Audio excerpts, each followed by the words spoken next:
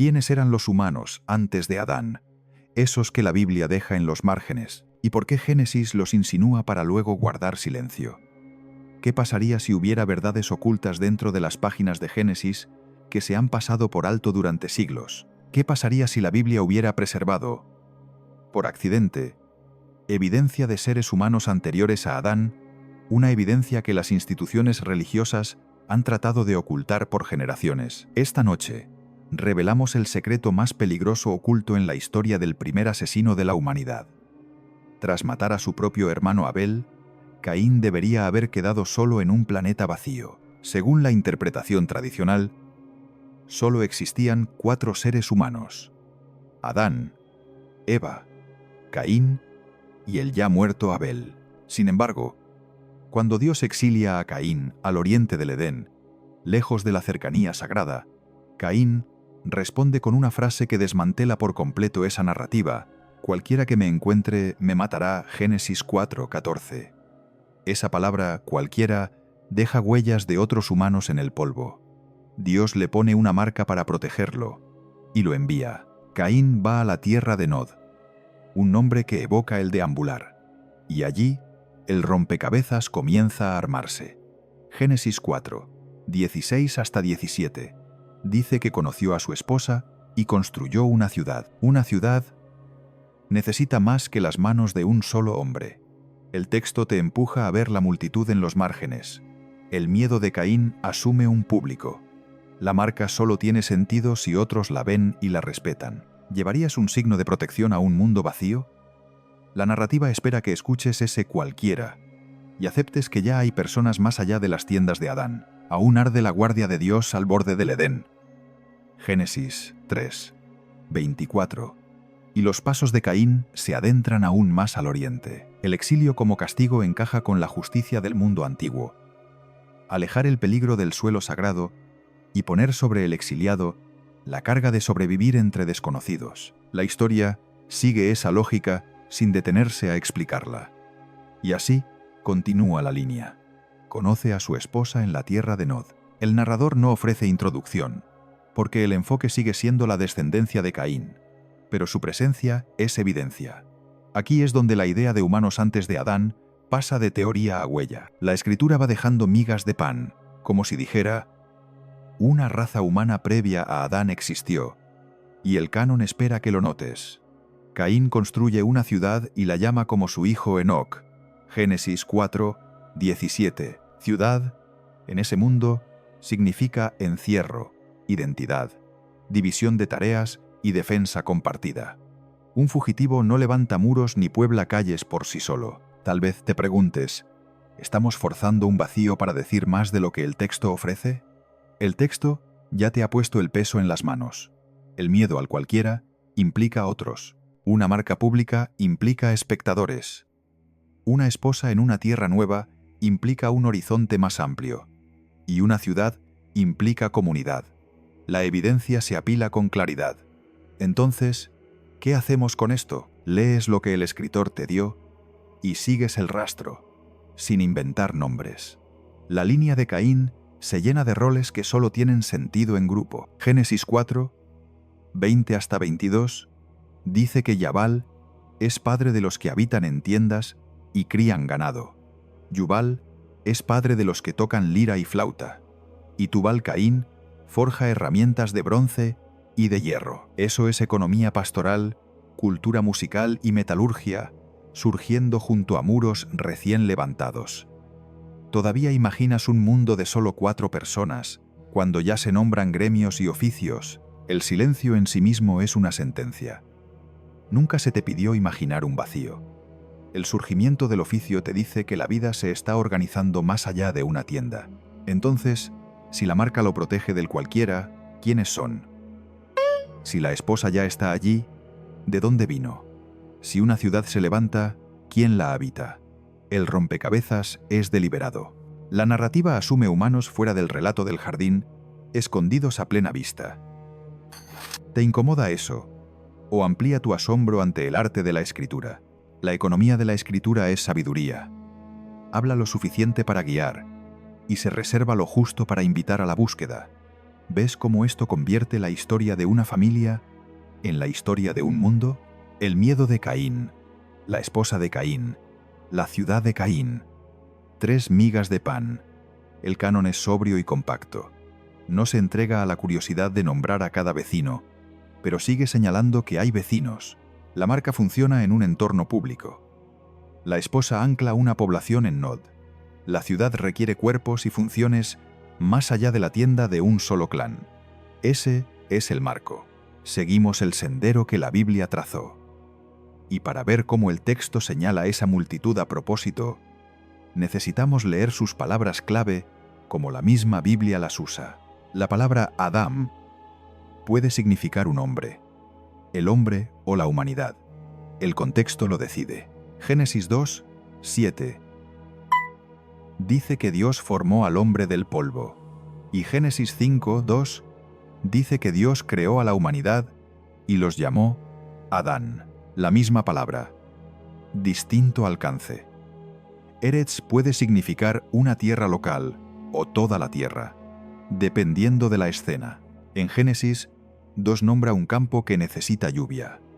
En Génesis, 1 nombra la tierra bajo los cielos. Conexión rápida. La escala cambia según la intención del autor. Ir significa un centro comunal cerrado, desde un recinto fortificado hasta una ciudad. Génesis 4, 17 llama ir al asentamiento de Caín. Génesis 11, 4 usa la misma palabra en Sinar. El término señala a un pueblo reunido con identidad, tareas y defensa. Los recintos de la era de Uruk en el Bajo Tigris y Éufrates muestran lo que eso significaba a pequeña escala.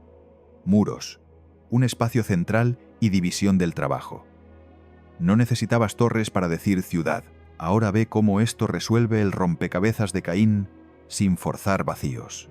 Si Adán puede abarcar desde un solo hombre hasta la humanidad, el lenguaje sobre el hombre puede dirigirse a un representante mientras existe una población más amplia a la vista. Si Eretz puede abarcar desde un territorio hasta la tierra habitada, Nod puede ser una región real con habitantes que la Biblia decide no enumerar. Si Ir significa un recinto comunal, la ciudad de Caín requiere vecinos y roles, no una choza solitaria. Tendría sentido una marca pública sobre Caín si nadie pudiera verla o entenderla. No lo tendría. El vocabulario asume un público. Una lente más ayuda. La audiencia más temprana de la Biblia vivía entre textos que recordaban una era anterior a un gran diluvio, la lista real sumeria. En copias del periodo paleobabilónico del segundo milenio AC, habla de reyes antes del diluvio. La epopeya de Gilgamesh, en su edición estándar babilónica del primer milenio AC, conserva una historia de un sobreviviente del diluvio. Estos textos no son escritura, pero muestran que la memoria antediluviana era parte de la cultura. Eso importa porque aclara cómo funciona Eretz. La Biblia puede hablar de juicios sobre el mundo habitado bajo el cielo, sin convertir la página en un manual de geología. Palabras y mundo se alinean. Lee Génesis 4 con estos rangos en mente. Cualquiera que me encuentre, Génesis 4, 14, presupone a otros. Una esposa en una tierra con nombre presupone una población allí. Una Ir presupone un centro comunal. Nunca se te pidió inventar nombres. Se te pidió dejar que las palabras hicieran su trabajo. La lógica interna se mantiene porque el vocabulario la respalda. Una última comparación lo refuerza. Génesis 11, 4. Usa Ir cuando las personas se reúnen para hacerse un nombre. La elección de esa palabra señala densidad social y ambición compartida. Lee eso de nuevo en Génesis 4, 17. Y el sentido comunal de Ir se mantiene firme incluso a escala temprana. Con Adán, Eretz y Ir funcionando plenamente, la narrativa espera un mundo humano más amplio más allá del hogar inmediato de Adán, mientras sigue una línea concreta por razones teológicas. Con las palabras establecidas, ahora se alzan 2 teorías fieles listas para ser ponderadas. La teoría A interpreta Génesis 5, 4, otros hijos e hijas, como un crecimiento rápido del hogar. La esposa de Caín proviene de ese linaje temprano.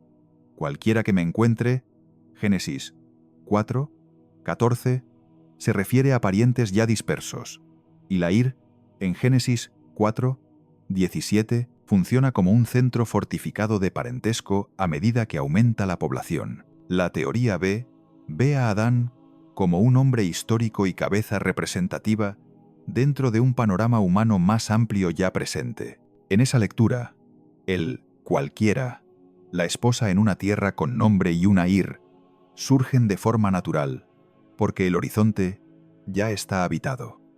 Ambas teorías se mantienen dentro del vocabulario y el mundo bíblico.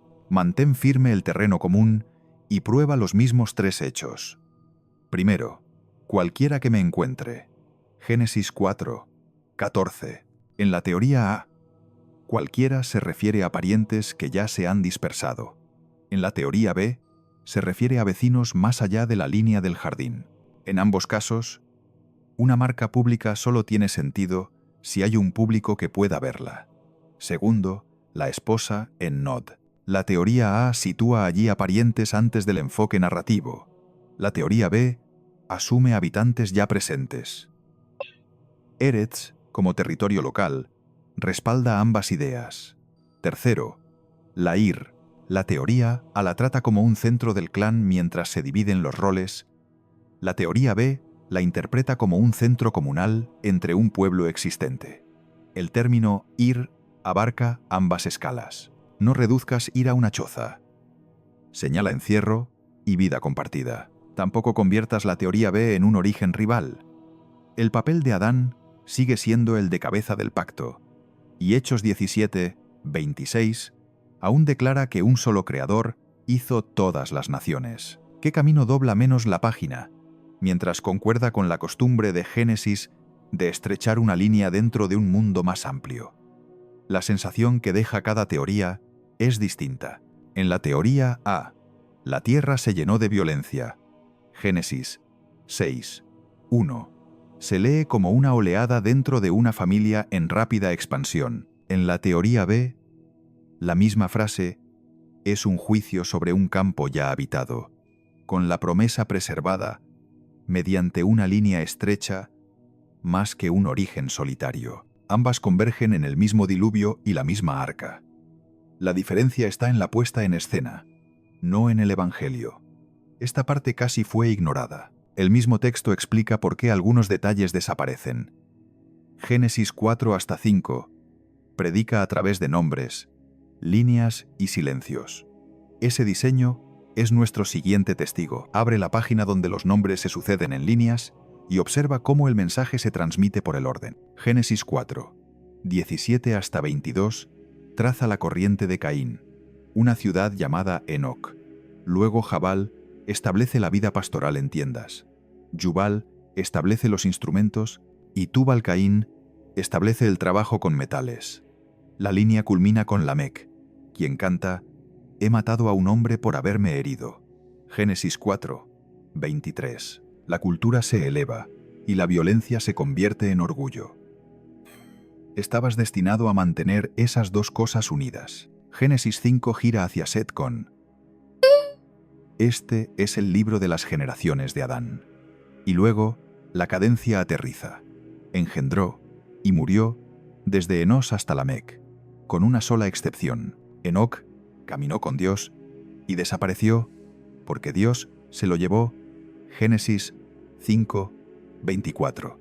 La estructura predica la mortalidad, mientras un solo nombre señala esperanza. Yalad, el hebreo para engendró, funciona como un eslabón en cadena y puede abarcar generaciones cuando el diseño lo requiere. Las listas enseñan por secuencia y énfasis más que por contar cada cuna. Por eso, las edades aparecen como totales estilizados, que los oyentes antiguos reconocían como sumas elaboradas. El objetivo es trazar una línea desde Adán hasta Noé bajo el dominio de la muerte, con una sola interrupción luminosa que insinúa comunión más allá de la tumba. La simetría es intencional. El séptimo en la línea de Caín es Lamec, una jactancia de sangre. El séptimo en la línea de Set es Enoc, un caminar con Dios. La tabla argumenta con el orden. La poligamia y la venganza se sientan frente a la intimidad con Dios. Ese emparejamiento dice más que cualquier comentario. ¿Ves cómo ese patrón prepara el oído para Génesis 6:11? La tierra se llenó de violencia, la cadencia de «y murió» afinó el veredicto antes de que fuera pronunciado. Las omisiones también cumplen su función. Génesis 5:4 menciona otros hijos e hijas. Luego los deja sin nombre porque la narrativa se dirige hacia Noé. La página asume un mundo lleno mientras sigue un solo hilo. Eso resuelve la presión sin forzar un censo. El silencio lleva el veredicto. Vuelve a leer esto dentro del rompecabezas de Caín, una ciudad con nombre, oficios especializados y una canción de venganza encajan en una escena con multitudes que el escritor no enumera. Una genealogía selectiva puede trazar la promesa y al mismo tiempo presuponer muchos pueblos en muchas tierras. Estabas destinado a leer la ausencia como intención, no como vacío. Una precisión más mantiene firme el límite. Yalad como engendró puede saltar intermediarios sin error, de la misma manera que más adelante las fórmulas de hijo de vinculan a una figura con un antepasado por razones teológicas. La lista es verdadera en lo que afirma y comedida en lo que omite. Esa contención protege el significado y evita que inventes nombres que la Biblia no provee. Observa cómo las excepciones te guían. La partida de Enoc interrumpe el tambor de la muerte para susurrar esperanza. La jactancia de Lamec interrumpe la lista de oficios para exponer la podredumbre dentro del logro. El nombramiento de Noé, este nos aliviará. Génesis 5:29, pliega el trabajo en la promesa y orienta la página hacia el reinicio. Cada ruptura es una señal de humo. Ninguna de ellas cuenta cabezas. Todas dirigen el lente. Así, las genealogías explican cómo puede existir la ciudad de Caín y cómo pueden florecer los oficios, mientras el texto nombra solo lo que porta la promesa. También explican por qué el juicio del diluvio concierne a un mundo humano real. La tabla ha estado construyendo un campo moral, no una hoja de cálculo. Mantén el enfoque donde lo mantiene la página. El arte del texto realiza control de multitudes y teología al mismo tiempo. A continuación, abrimos las ventanas que los lectores antiguos usaban para llenar vacíos y establecer los límites que mantienen esta investigación dentro de la ética del canon. Los lectores del Segundo Templo intentaron nombrar a las personas que la Biblia deja fuera de escena, y lo hicieron con lápiz. Jubileos 4, un recuento no canónico, llama a Juan a la esposa de Caín, y encaja la construcción temprana de ciudades en un calendario preciso. Responde a preguntas de aula sin mover el centro. Vida de Adán y Eva, también no canónico, amplía el paisaje posterior al Edén con conflictos angelicales y escenas de penitencia. Eleva las apuestas mientras mantiene intacta la línea. El Midrash, la costumbre judía de narración interpretativa, funciona igual. Se expande alrededor de la escritura para enseñar y consolar, no para reemplazarla. Ninguno de estos textos es escritura. Muestran cómo los lectores atentos enfrentaron los silencios que tú y yo acabamos de ver. Hacen conjeturas con reverencia y se detienen en el límite. Enoc, también no canónico, a veces traslada el espacio sagrado hacia arriba y retrasa el acceso hasta el juicio, insinuando que lo oculto se revela cuando Dios actúa. Esa postura está alineada con la dirección del canon. La vida fluye desde la presencia de Dios, según el tiempo de Dios. Ese valor es direccional, no definicional. Puedes aprender la postura sin adoptar las afirmaciones. Ahora, los límites. En 1655, Prae Adamitae de Isaac Lapeyrer argumentó que existían personas antes de Adán con orígenes separados. Más tarde, otros distorsionaron eso en jerarquías raciales. Eso es poligenismo, múltiples comienzos usados para clasificar pueblos. Es falso y dañino. Génesis 1, 26 hasta 27, otorga la imagen de Dios a todo ser humano. Hechos 17, 26, dice que Dios hizo de uno solo todas las naciones para habitar sobre la tierra. Romanos 5, 12 hasta 17, Vincula la universalidad del pecado y de la gracia a un solo cabeza y un solo Salvador. Estos pasajes fijan el campo. Cualquier lectura que trate a un grupo como menos que imagen de Dios, o fuera de la caída de Adán y la gracia de Cristo, sale del camino bíblico. La dignidad no está en juego. ¿Necesitas orígenes separados para explicar el miedo de Caín, su esposa o su ciudad? No. Las propias herramientas del texto ya hicieron ese trabajo, con Adam, Eretz y Ir usados en sus rangos apropiados. Mantente firme. Usa las ventanas como herramientas pedagógicas y el canon como tu autoridad. Cuando una línea no canónica ofrece un nombre, léelo como respuesta de aula, no como nueva ley. Cuando pinta ángeles y arrepentimiento, recibe el peso moral y deja intacta la línea del tiempo. El centro permanece firme. Todo ser humano que imagines en Nod lleva la imagen de Dios y está bajo la caída de Adán y la oferta de Cristo. Una valla más protege el tono. La inferencia reverente es distinta de la sensacionalista. Decir que el horizonte ya estaba habitado porque las palabras bíblicas tienen amplitud es inferencia reverente. Anunciar razas secretas para impactar a la audiencia es sensacionalismo. La escritura no necesita esa energía. Mantén tus afirmaciones dentro de los límites de la página. Una última claridad. Hechos 17, 26. Fundamenta la unidad en la voluntad del Creador, no en un esquema genético moderno. Romanos 5. Fundamenta la universalidad en la jefatura de pacto, no en datos de laboratorio. Esos textos mantienen esta conversación en el terreno teológico y pastoral. Te dicen desde dónde leer las páginas antiguas y escuchar los argumentos modernos. Así que las ventanas ayudan y la cerca se mantiene firme. Ahora podemos llevar los no negociables al análisis que viene. Asegura el centro antes de pesar los bordes. Génesis 1, 26 hasta 27, dice que Dios creó al ser humano a su imagen. Imagen significa dignidad otorgada y vocación para todo ser humano, antes de cualquier tribu o nombre. Ninguna lectura puede reducir ese campo. Sostén eso mientras pones a prueba las teorías. Romanos 5, 12. Dice que el pecado entró por un solo hombre, y por el pecado, la muerte. Y así, la muerte pasó a todos. Eso es jefatura representativa. Adán actúa como persona pública, cuya decisión lleva consecuencias para todos los que están bajo él. La afirmación es teológica, no demográfica. Génesis 5, 1 hasta 5. Repite la línea de la imagen y luego deja que «y murió» resuene a lo largo de las generaciones. Ese tambor muestra el efecto en acción. El mismo pasaje que fundamenta el alcance de la muerte también apunta hacia adelante. Romanos 5, 17. Dice que si la muerte reinó por un solo pecado, mucho más reinarán en vida los que reciben la gracia, por medio del único hombre, Jesucristo. Cristo se presenta como el segundo Adán, cuya obediencia abre la vida a todos los que le pertenecen. La jefatura explica tanto la ruina como el rescate. Nadie queda fuera de esa lógica. Hechos 17, 26. Añade un ancla pública. Dios hizo de uno solo todas las naciones para habitar sobre toda la tierra, determinando sus tiempos y fronteras. La unidad es creación y providencia.